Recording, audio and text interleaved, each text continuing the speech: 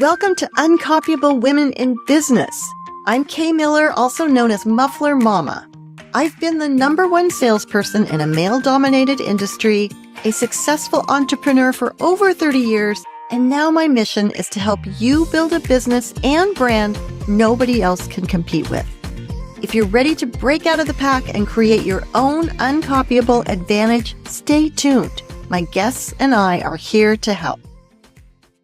I'm excited to welcome my guest today, Cathy Sommerville. Cathy is a seasoned real estate professional with 28 years of success in sales and leadership. Cathy currently serves as managing broker for Coldwell Banker in Palo Alto, Menlo Park, and Portola Valley. She's also a TEDx speaker who is passionate about helping women find their voice, hit their stride, and find their purpose at every stage of life. A proud mom and grandma, Cathy brings wisdom, heart, and a strong message about aging gracefully and living authentically. Cathy, welcome to the podcast. Oh, thank you, Kate. It's a pleasure to be here. Thank you. It's been a delight to get to know you. I have to give Patricia Fripp a shout out. She's sent me some other awesome guests besides you, and I really appreciate her support. As you said before we recorded, she's just got a heart of gold. So she loves to help people, and it sounds like that's one of your missions as well. So I would like to hear about your journey through real estate and then how it's morphing into your next chapter. We're going to have to talk about swag. And if you don't know what that means, you've got to stay tuned for that. So, Cathy, why don't you fill us in on your story? Well, it's interesting. And thank you. You put it so nicely. My journey through real estate was one of the first inklings that I had of that looks fun. That could be interesting. We had just bought our house 2 years before. And not that my real estate agent made it look easy, but you could see the enthusiasm that needed to be in play in order to be successful. It was like the energy between the actions. And so I'd owned restaurants and my background was in the hospitality industry. So when I followed the breadcrumbs towards real estate, my first thought was, you'll never pass the test, right? Because I was one of those children full of wonder that later diagnosed generations later were called ADHD. So I had a hard time focusing on one thing. And the idea of having to pass a state-sanctioned test was like a mountain too big to climb. But I did it. And so my first big win took me into real estate. When I had 3 children under the age of 4. They were... What? I followed into real estate because, you think freedom and money, right? It's like, those are the big gold balls, right? Oh, your own schedule, you can do what you want, and you can make as much money as you wanted. So I go into this and I realized I had 90 days to do this or get out because I couldn't play at it. I needed to at least qualify. My first financial goal was to make as much money as I was paying the nanny to be absent 25 hours a week. And to do it. That's expensive, right? That's a lot. Even back then, it was a lot. Even back then, it was like, I need to pay her and myself the same amount of money. Otherwise, it didn't make any sense. And then we had owned a restaurant at the time. And if not, I had to go back to work at the restaurant. So I make enough to stay in the game. After 18 months, I get an award certification. And if you've been in real estate or know anybody in real estate, we love our little trinkets and our titles, right? We love the word top producer. So I get an award 18 months into it that says I'm in the top 10% in the country. And I thought to myself, what are the other 90% doing? I have 3 kids. I had 2 suits and only one fit, right? I had to rearrange how the suits were being worn out. I would do anything to not only stay in the game, but to make a difference in the lives of the people I was touching when I was doing it. Because you could just see the gratification. Yeah. And I was using my gifts. I was out and about, running around, thinking, I have an eclectic way of thinking. So I was able to pull all of the necessary details into form at a certain time. Anyway, so upon that thought, I thought, I need to help other people. That was my first thought. It was bizarre. I went directly into a management process of wanting to teach what I had learned. And then I saw that the more that I taught, the more that I learned. And then the more that I was in that cycle, you would see other people who were further along the road from you. And you'd say, what are you doing? And then I joined with like-minded people. And so the evolution began that way. For a while there, I really believe that if you were into business development, it was only natural that you'd develop as a human. There was a natural, in real estate, because it's so relationship driven, there's a natural affinity between growing as a person and growing your business. And so, so that's how it all started. That was the start of it all. It's hard to think of a bigger purchase, a more important and impactful purchase than buying a home, other than having your kids, which you don't pay for normally. But, any other purchase pales in comparison. So if you want to help people and you really want to relate to people and help them get what they want, I talk a lot about the fact that, and I'm sure you agree with this, I'm just going to assume that people don't even always know what they want. So you have to help them discover not just what they think you want, but what they want, but really what's going to make them the happiest. So being a real people person, wanting to help people, wanting to connect like that has to be a huge advantage on your part. And something probably, you'd think maybe everyone thinks like that, but obviously not. If you're a top 10% producer, then that means 90% of the people are probably not doing what you're doing. But it's an interesting self-discovery process, right? Because there was a consciousness to me that I felt that something had to give if something else was going to grow, right? So there was a tension that was a part of my business practice that didn't bode well in my personal life, because I started becoming either this or that, either this or that. There was a moment in time, and it was probably through one of my trainings, where I started engaging the both and principle, right? It could be both and. And the way that it showed up metaphorically was, well, not metaphorically, but the story was, I was dropping off my kids at daycare, and I had 3 different locations to drop them off of as they got older. One was at kindergarten, one was at pre-K, and one was at a preschool. So and they were all within 2 miles. But as I'd go along, like busy as a bee, thinking that somehow in my sweats, with probably baby goop on my shoulders, hair pulled back, no makeup on, people would talk to me because I'm naturally conversational, but they'd tell me about their transactions of real estate that they were doing with other people. And they would ask my opinion of the relationships that they had formed with other people. So I started thinking to myself, why not me? And then it hit me that, well, one, I wasn't representing myself as somebody who was good at what she did to my inner circle. I was to random strangers who found me at open houses, but to my inner circle. And 2, I was either thinking working or mom. And I never became it took me a while to become fluid at who I was. That was my first bout of authenticity, to be not so transparent, because insecurity left me still a little guarded about what I would share with the world, but a little less compartmentalized. You hear so many teachings about how everything needs to be compartmentalized in order for you to be functional. Functional at the cost of peace, right? It was like drill sergeant may have looked good out there, and this was long before Facebook and Instagram, but it was not easy on my young children. So I needed to learn how to blend, and I needed to learn how to be, because I think that's the biggest gift of authenticity, is you're not always on the edge of pretending to be somebody else.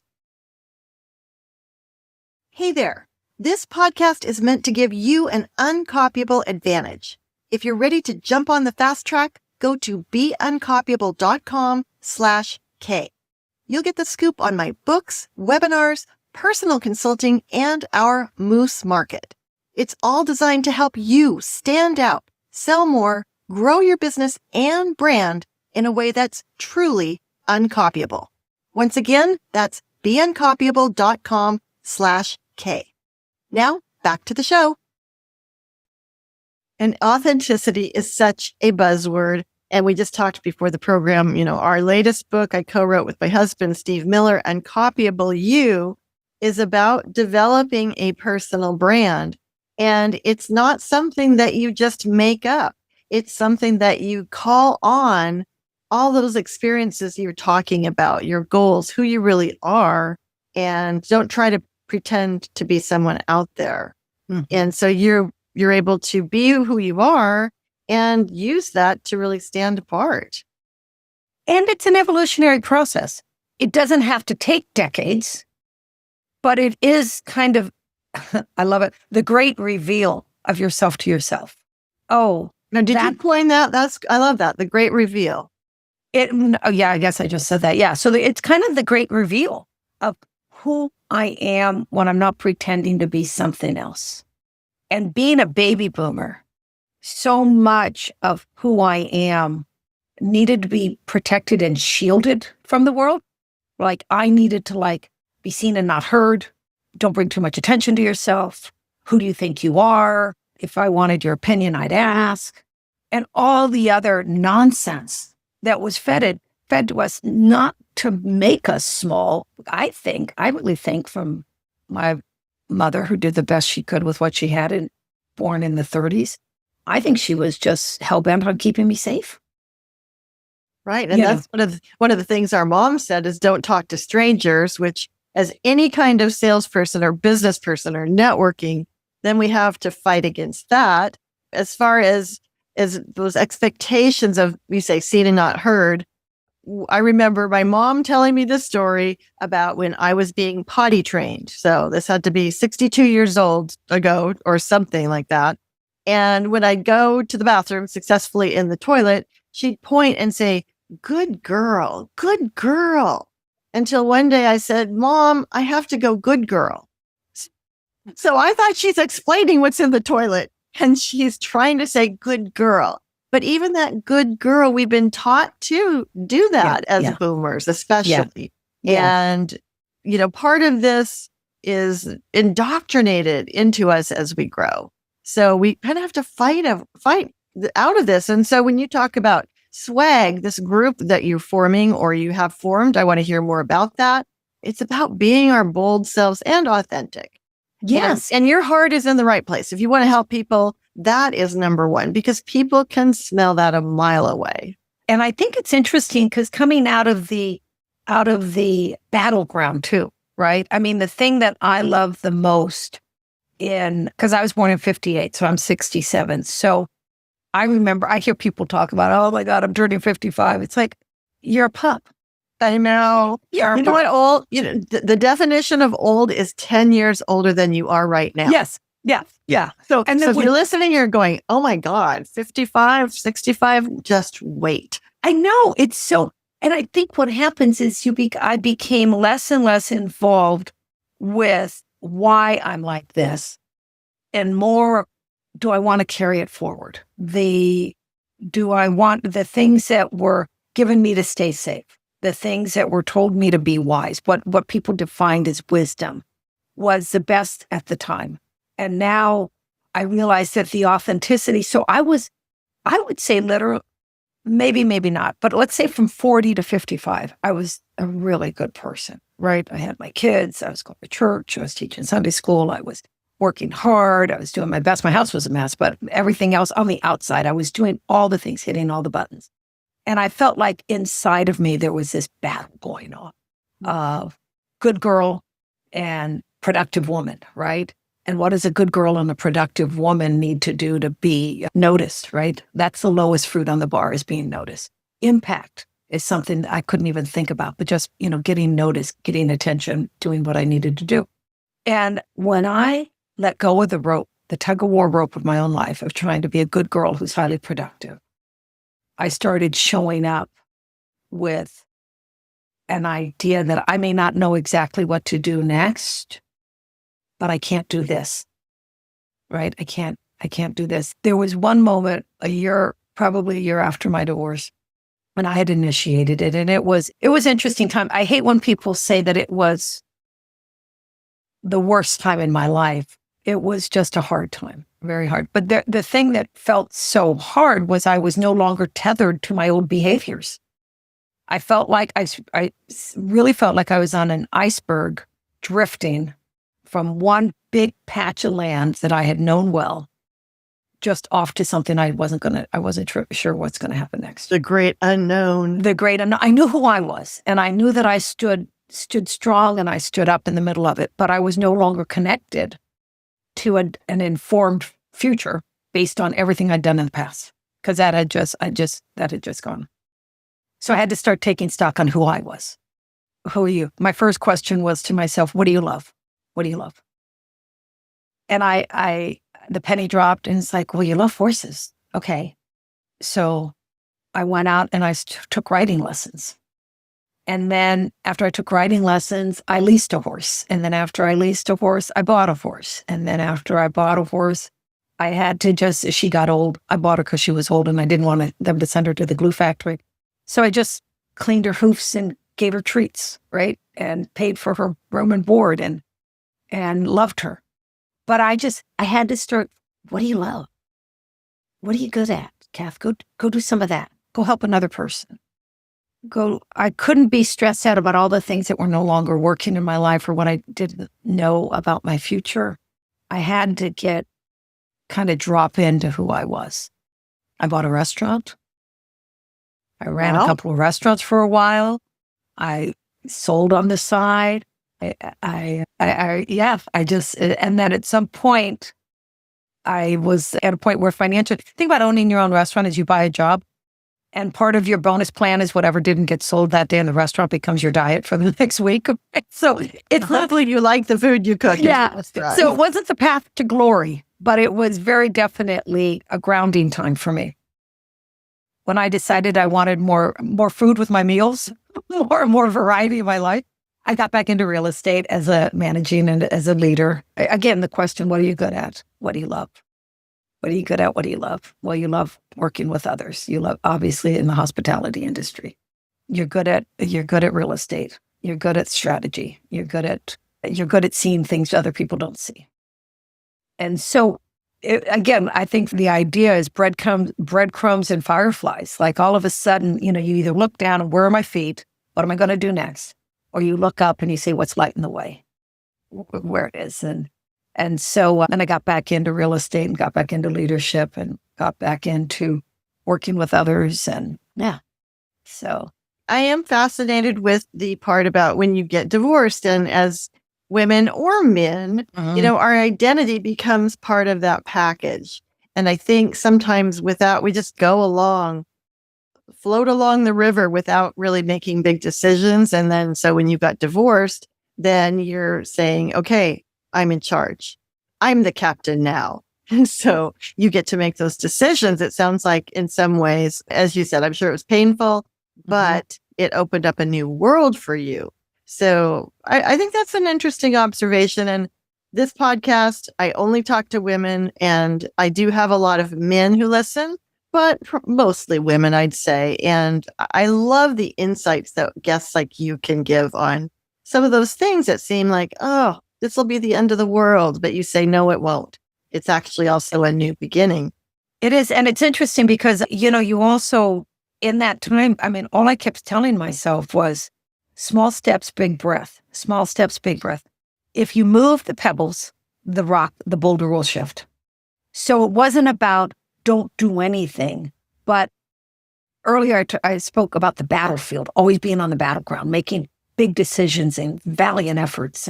At that stage, the humility that was going on in my life, and I call it humility and not humiliation, had me very grounded. Okay, you can't do that, but you can do this. What do you love? What are you good at? What do you love? What are you good at?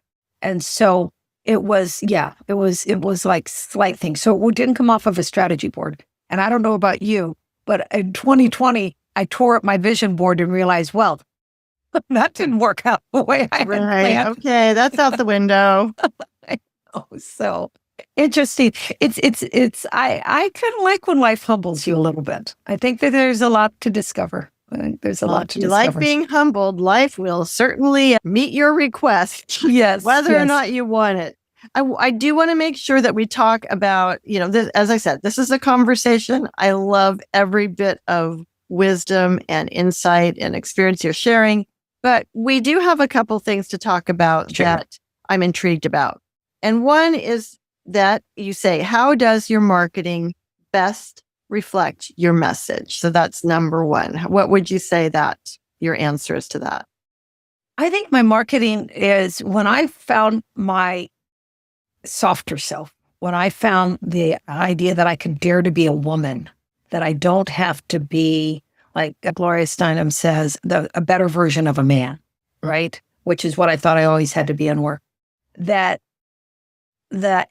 what do you love? What do you do well? The softer side of me came out. And it's funny because the pinks and the pastels and the love and the difference between being kind and always having to be nice, the authentic power of kindness as compared to the strategy behind being nice so that you can fill in the blanks. And so there was this new thing started coming. So my marketing now is I'm here, right? This is me. I have an aesthetics for life that is like, I like pretty things. I like color and I love your sweater, by the way. If you're not watching, if you're listening, you might want to check out the YouTube, because the first thing I said when I saw her is I said, Cathy, I love that sweater. I know it's fun to have fun and it's fun to be light and breezy. And I always thought that was cheating. So my marketing is more about, if the message is, it brings light and love into the picture, people's response that I would be evoking from that would be like as well, similar in design, varying in degrees, that there would be some kind of response that is generated only to that. So my marketing is, it's been very interesting because my swag is, I try so hard to make it about others that sometimes I lose myself. And, that invitation is like, come and play. But what I'm not doing is I'm not showing up either. So there's that happy dance. So I've got to get back into showing up for my own messaging on that, rather than thinking the message of a welcome mat is enough. I need to, do that. I think as women, I'll speak for myself, and I think many of the people I know, we follow by example. That's why we lead by example. We see what it does with others and we say, me too, I can do that too. We have a sense of being encouraged when we see love and light and success reflected in the women around us.